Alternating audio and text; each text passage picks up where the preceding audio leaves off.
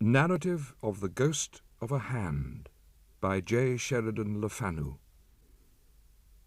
In the late autumn of 1753, and somewhere about the 24th of October, there broke out a strange dispute between Mr. Alderman Harper of High Street, Dublin, and my Lord Castle Mallard, who, in virtue of his cousinship to the young heir's mother, had undertaken for him the management of the tiny estate on which the tiled house, the subject of this narrative, stood.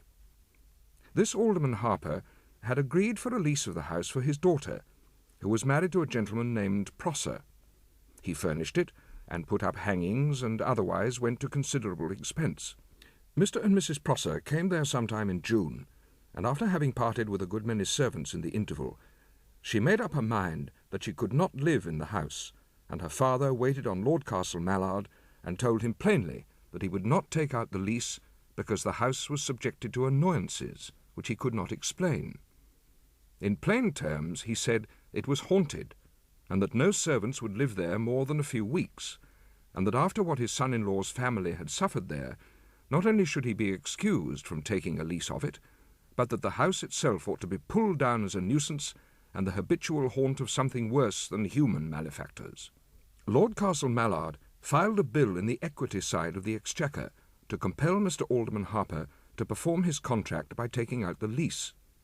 But the alderman drew an answer supported by no less than 7 long affidavits, copies of all which were furnished to his lordship and with the desired effect.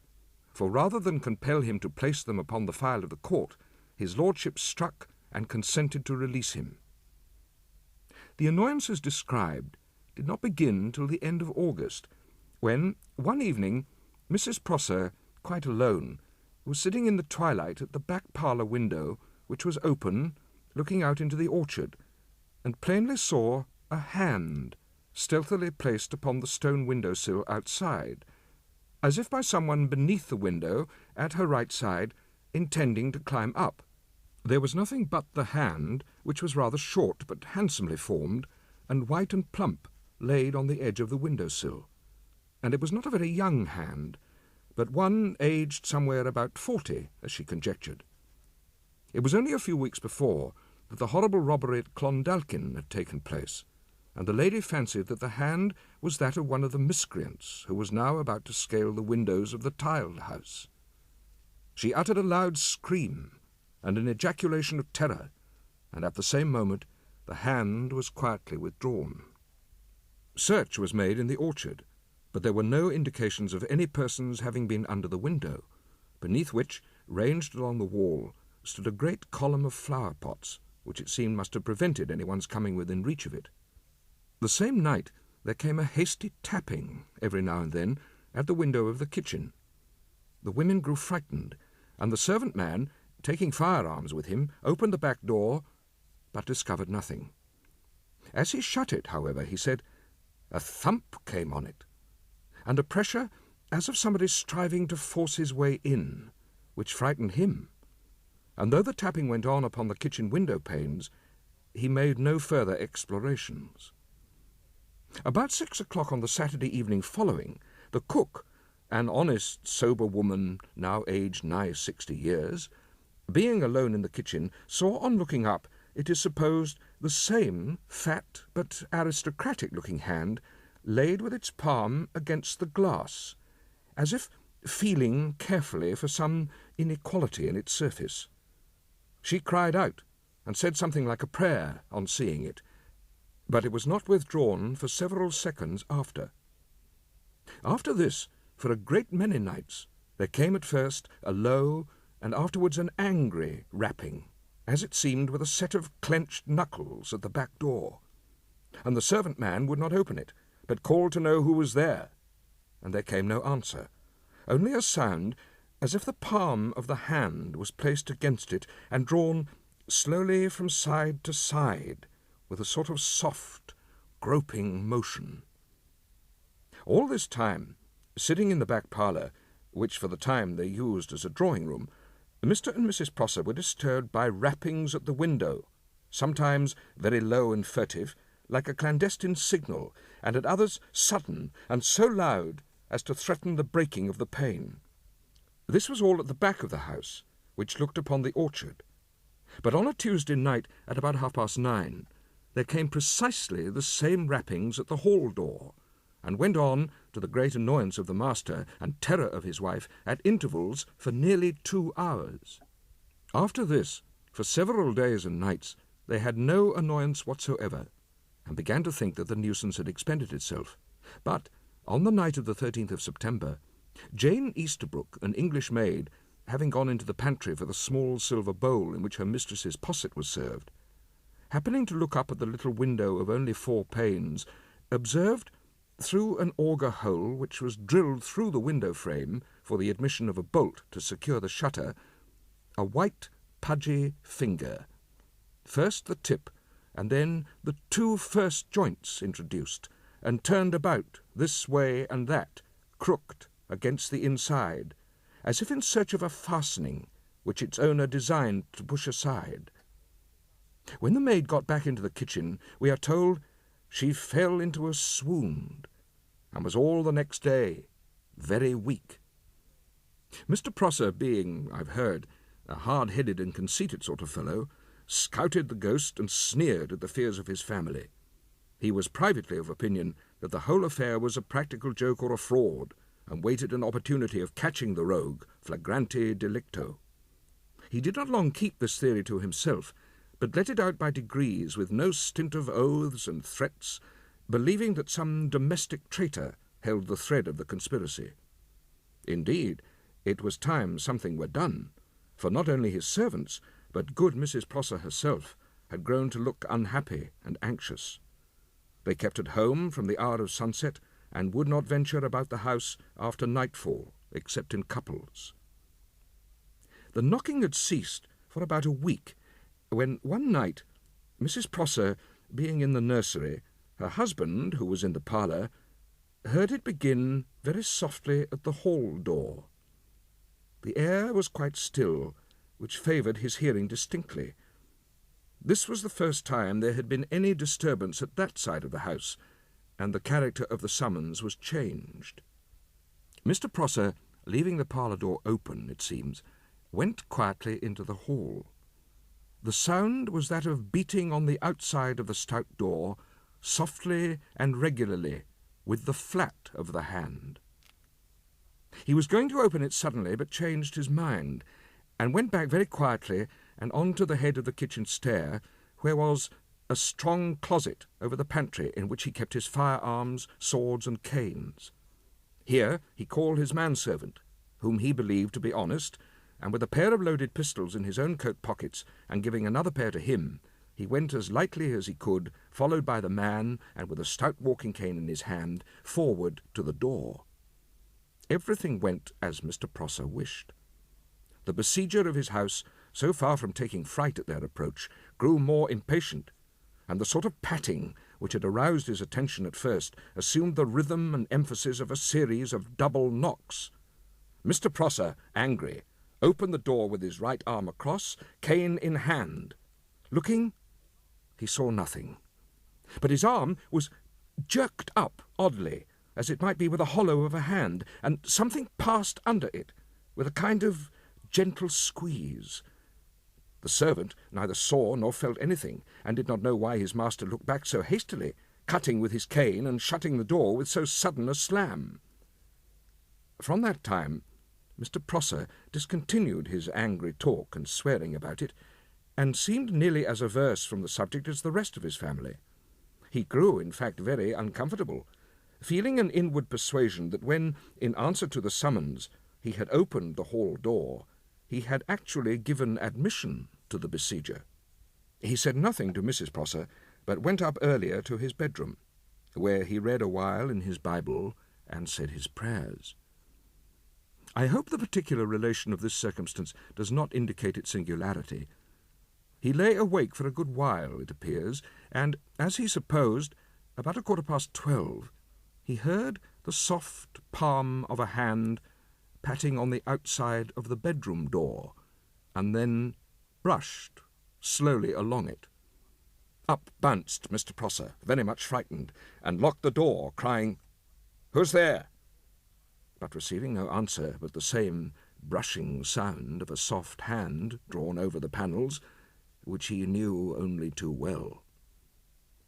In the morning, the housemaid was terrified by the impression of a hand in the dust of the little parlour table, where they had been unpacking delft and other things the day before. The print of the naked foot in the sea sand did not frighten Robinson Crusoe half so much. They were by this time all nervous, and some of them half crazed about the hand. Mr. Prosser went to examine the mark, and made light of it, but as he swore afterwards, rather to quiet his servants than from any comfortable feeling about it in his own mind. However, he had them all, one by one, into the room, and made each place his or her hand, palm downward on the same table, thus taking a similar impression from every person in the house, including himself and his wife. And his affidavit deposed that the formation of the hand so impressed differed altogether from those of the living inhabitants of the house, and corresponded with that of the hand seen by Mrs. Prosser and by the cook. Whoever or whatever the owner of that hand might be, they all felt this subtle demonstration to mean that it was declared he was no longer out of doors, but had established himself in the house. And now Mrs. Prosser began to be troubled with strange and horrible dreams, and really very appalling nightmares. But one night, as Mr. Prosser closed his bedchamber door, he was struck somewhat by the utter silence of the room, there being no sound of breathing, which seemed unaccountable to him, as he knew his wife was in bed, and his ears were particularly sharp. There was a candle burning on a small table at the foot of the bed, besides the one he held in one hand, a heavy ledger connected with his father-in-law's business being under his arm. He drew the curtain at the side of the bed, and saw Mrs. Prosser lying, as for a few seconds he mortally feared, dead, her face being motionless, white, and covered with a cold dew. And on the pillow, close beside her head, and just within the curtains, was, as he first thought, a toad, but really the same fattish hand, the wrist resting on the pillow, and the fingers extended towards her temple.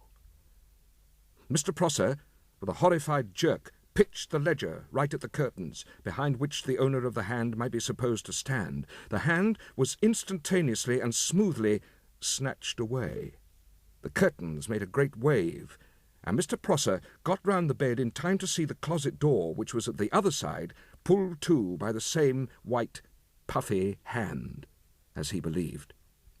He drew the door open with a fling and stared in, but the closet was empty, except for the clothes hanging from the pegs on the wall and the dressing-table and looking-glass facing the windows. He shut it sharply and locked it, and felt for a minute, he says, as if he were like to lose his wits. Then, ringing at the bell, he brought the servants, and with much ado they recovered Mrs. Prosser from a sort of trance, in which he says, from her looks, she seemed to have suffered the pains of death. But the occurrence which seems to have determined the crisis was the strange sickness of their eldest child, a little boy between 2 and 3 years. He lay awake, seemingly in paroxysms of terror, and the doctors who were called in set down the symptoms to incipient water on the brain.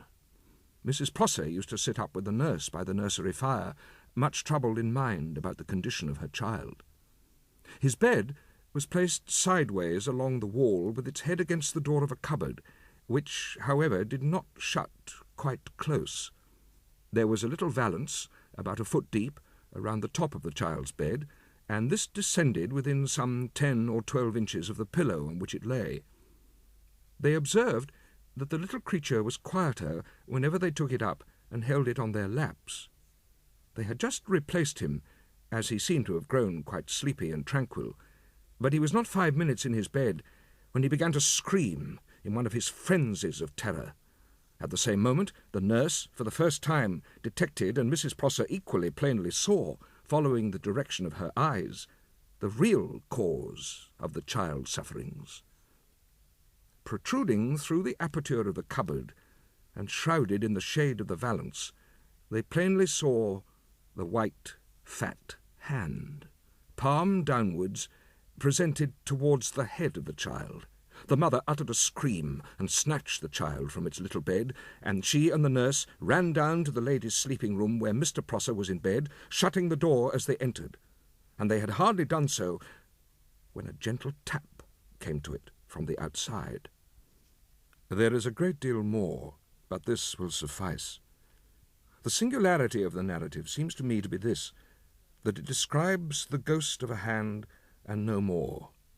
The person to whom that hand belonged never once appeared, nor was it a hand separated from a body, but only a hand so manifested and introduced that its owner was always, by some crafty accident, hidden from view. In the year 1819, at a college breakfast, I met a Mr. Prosser, a thin, grave, but rather chatty old gentleman with very white hair drawn back into a pigtail, and he told us all, with a concise particularity, a story of his cousin, James Prosser, who, when an infant, had slept for some time in what his mother said was a haunted nursery in an old house near Chapel Izard, and who, whenever he was ill, over-fatigued, or in any wise feverish, suffered all through his life, as he had done from a time he could scarcely remember, from a vision of a certain gentleman, fat and pale, every curl of whose wig, every button and fold of whose laced clothes, and every feature and line of whose sensual and unwholesome face was as minutely engraven upon his memory as the dress and lineaments of his own grandfather's portrait, which hung before him every day at breakfast, dinner, and supper. Mr. Prosser mentioned this as an instance of a curiously monotonous, individualized, and persistent nightmare, and hinted the extreme horror and anxiety with which his cousin, of whom he spoke in the past tense as poor Jimmy, was at any time induced to mention it.